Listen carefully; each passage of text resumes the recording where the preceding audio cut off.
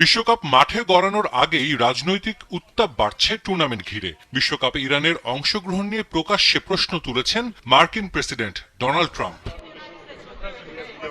নিজের সামাজিক যোগাযোগ মাধ্যমে ট্রাম্প বলেন, ইরান দল বিশ্বকাপে খেলতে আসতে পারে, তবে তাদের নিজেদের জীবন ও নিরাপত্তা নিয়ে উদ্বেগ থাকতে পারে।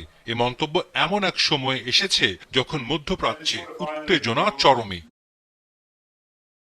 ট্রাম্পের মন্তব্যের জবাব দিতে দেরি করেনি ইরান জাতীয় ফুটবল দল। এক বিবৃতিতে তারা জানিয়েছে, বিশ্বকাপ আন্তর্জাতিক আসর আর এর নিয়ন্ত্রক সংস্থা ফিফা, কোনো ব্যক্তি বা দেশ নয়। কঠিন লড়াইয়ের ধারাবাহিক জয়ের মাধ্যমে নিজেদের যোগ্যতায় বিশ্বকাপের টিকিট নিশ্চিত করেছে ইরান, তাই তাদের বাদ দেওয়ার প্রশ্নই ওঠে না।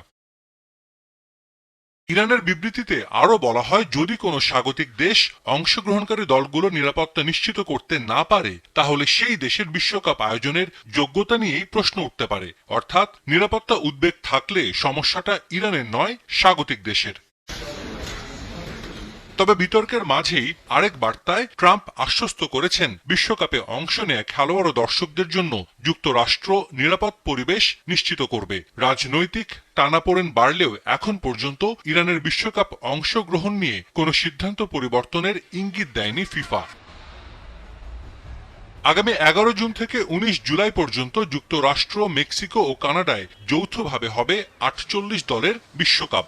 জি গ্রুপে ইরানের 3টি ম্যাচই হওয়ার কথা যুক্তরাষ্ট্রে। 15 জন ক্যালিফোর্নিয়ায় নিউজিল্যান্ডের বিপক্ষে ম্যাচ দিয়ে বিশ্বকাপে যাত্রা শুরুর কথা ইরানের। এরপর 21 জুন একই মাঠে বেলজিয়াম, আর গ্রুপের শেষ ম্যাচে তাদের প্রতিপক্ষ মিশর। ম্যাচটি হবে সিয়াটলে।